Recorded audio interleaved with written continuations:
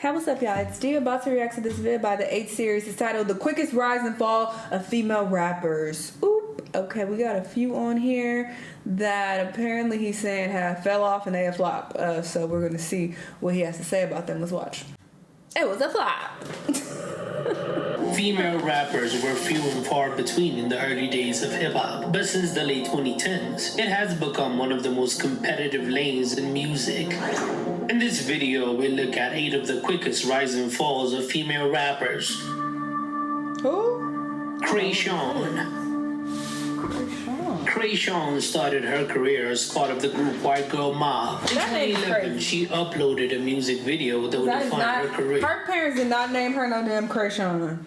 Gucci. Well, I don't know. That would be crazy if they actually did, but I don't believe it. I think that's just her stage name, and that's wild. Gucci went viral out of nowhere, getting 3 million views in 3 weeks on YouTube, which was big at the time. First, it was a joke, but as time went on, people started enjoying it unironically, as basic bitches became a thing because of the song. When it started gaining buzz, Kreayshawn signed a deal with Columbia Records. Gucci was then officially released on June 14, 2011, and was certified gold by the RIAA in 2012. It peaked at number 57 on the Hot 100 and earned her a Best New Artist nomination at the VMAs.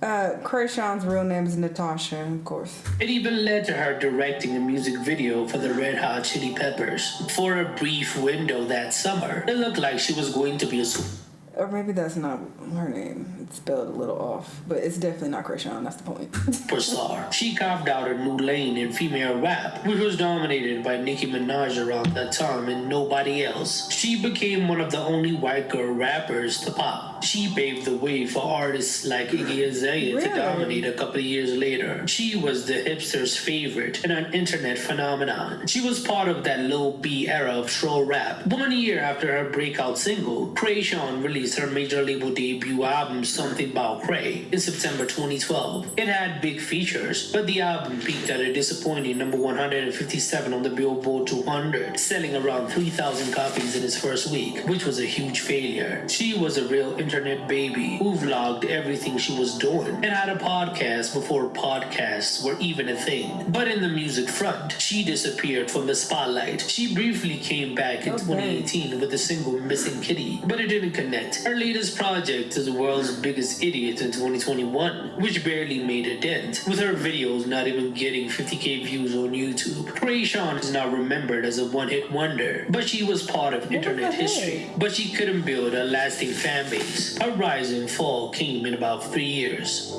Damn. Kaya.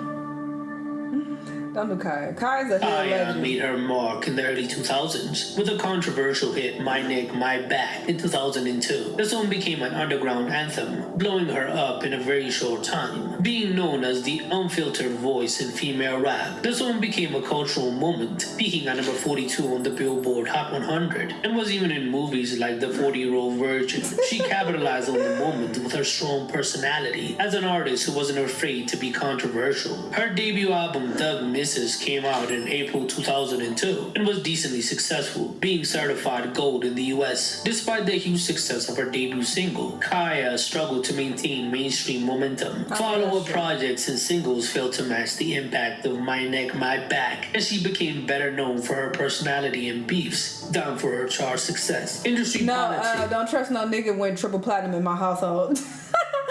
Alright. So, she had another bop, another hood bop.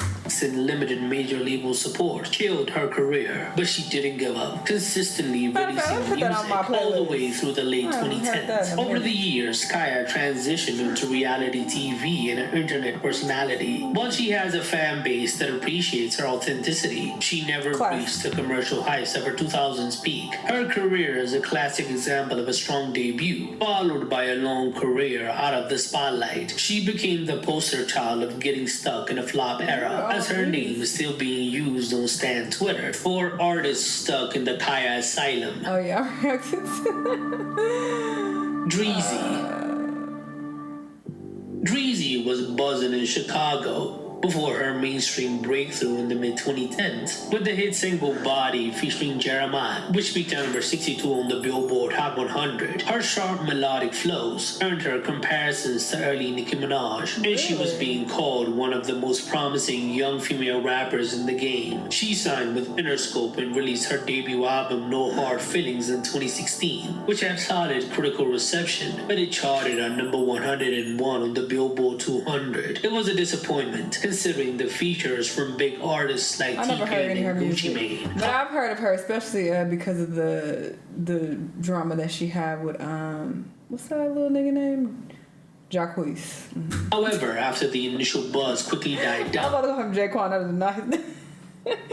Jesus, Jacquees. Dreezy started falling off. Follow-up projects failed to generate any cultural impact, and she struggled to maintain visibility in an increasingly crowded female rap scene. She couldn't catch up with the shifting trends. In 2020, she went independent and dropped decently successful music in her niche. Her latest song came around 4 months ago and is sitting on just 65,000 streams on Spotify, but the video has around 2 million views. Something doesn't add up. Dreezy never reached full superstar status, as her rise and fall was pretty quick. Young M.A. I like her. I just listened to her new Young album, M.A. is still kind of alright. relevant, but her music I kept a couple songs. career was a story. I like the one she got with Tori, and then another one is BBB, I think. Of an explosive blow up, followed by a quick fall off. She blew up in 2016 with her breakout hit Ooh, which became an anthem, peaking at number 19 on the Billboard Hot 100 and racking up hundreds of millions of streams. Her confident, gritty style made her one of the most exciting voices in New York hip hop. She also became one of the few openly gay women who achieved that level of success in hip hop history. She was then nominated for BET's Artist of the Year and Female Hip Hop Artist of the Year. She followed up with mixtapes and her debut album Her Story in the Making in 2019, which charted at number 19 on the Billboard 200. Unfortunately, Young M.A.'s career stalled. She had the curse of coming out the gate with a smash hit as she struggled to chart since her breakthrough. The rise of more melodic sing-rap styles made it difficult for her street sound to break through. Today, Young M.A. is still active and respected as a pioneer, but she never became the consistent. No shade to Roddy Ricch, but it's crazy how big he had got and how viral he was, and everybody was loving every song he dropped, and then it just like, doop, you know? And chart presence many predicted. Oh, sweetie, Jesus Christ. Saweetie first gained attention in 2018 with her viral single Icy Girl, which introduced her to a big audience. She quickly became one of the most talked about new female rappers in the industry, signing with Warner Records and collabing with major artists. Her early success was fueled by her looks and a string of catchy club songs that dominated TikTok. By 2021, Saweetie was at her peak. Hits like My Type and Best Friend with Doja Cat pushed her into mainstream stardom, earning her millions of streams. Her relationship with Quavo meant that she was on the blogs every week. For a moment, it looked like she was on track to becoming a superstar. However, follow-up singles and projects failed to maintain the same level, and her debut album, Pretty Bitch Music, never came out. Even though she made big moves, even having a McDonald's meal, it seemed like she wasn't really focused on music. Saweetie's momentum slowed significantly, with her later releases getting less and less streams as time went on. Any project she released was flopping as she pivoted into reality TV. She was also exposed for being a paid escort last year, which hurt her public image. Saweetie seemed set up for mainstream stardom, but it was quickly evident that she used music to blow up and then abandoned it. Damn, Bia first got into music signing to Pharrell's label in 2014. She built a following, but real mainstream traction came in 2021 with her viral hit Whole Lotta Money, which introduced her to a pop audience. The success of Whole Lotta Money, especially the remix with Nicki Minaj, Peaking at number 16 on the Billboard Hot 100 catapulted Bia into the spotlight. Back in 2019, she parted ways with RCA, saying that the label was preventing her from releasing music. That same year, she was featured on the hit Best on Earth with Russ. It seemed like she was going to have a long career as one of the top female rappers. But her 2023 album Really Her never charted, despite having London with J. Cole, which was decently successful. Bia struggled to maintain the momentum after her breakout. Follow-up singles and projects failed to match the cultural impact of Whole Lotta Money. She even got into a back and forth with Cardi B, and I think she lost that. She finally released her debut album Bianca in 2025, but flopped spectacularly, not managing to chart anywhere. Bia's time as the next big thing was very short, as she blew up and fell off in a couple of years. Oh, yeah. Cali.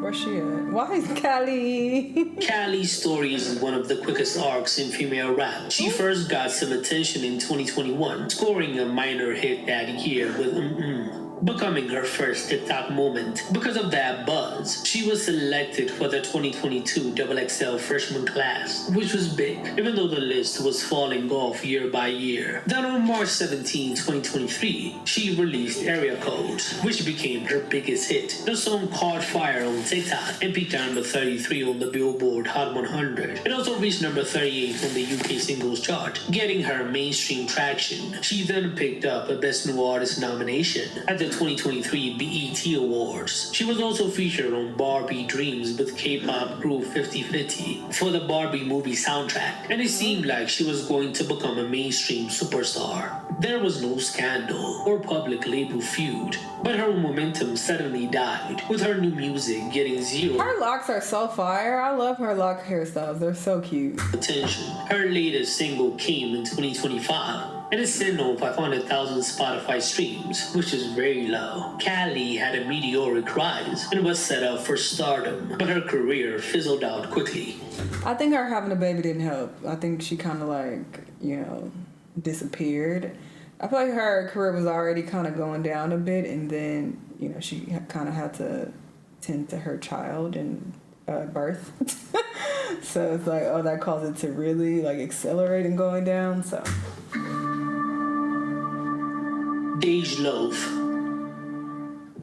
Dej Loaf exploded onto the scene in 2014 with her breakout hit Try Me, which became a viral sensation and peaked at number 45 on the Billboard Hot 100. Her signature melodic sound made her one of the most promising new voices in hip-hop, and with her mixtape and See That Thing generating some buzz, the momentum continued into 2015 with the release of her debut album. But after signing with major distribution, things began slowing down. She was a XXL freshman when that meant more, but her follow-up singles failed, and she struggled with label politics. By the late 2010s, Dej Loaf had largely stepped back from the spotlight, but she remains respected in Detroit. Her mainstream career declined in quick time. Her latest semi-hit was No Fear in 2017, which just snuck onto the Hot 100. Since then, she never quite recaptured that breakthrough moment. In recent years, Dej Loaf has embraced a more R&B path, dropping her collab album with Jacquees,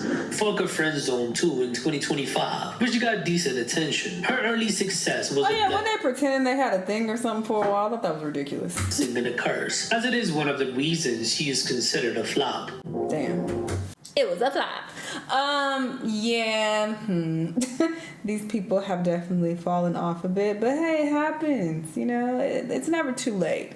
People can, become flops and then get a hit, and then just like that, they're right back at the top. Look at what happened with Young Miami. She was considered a flop for a minute. All right, people was like, "Girl, stop, give it up. All your music is trash. We hate it."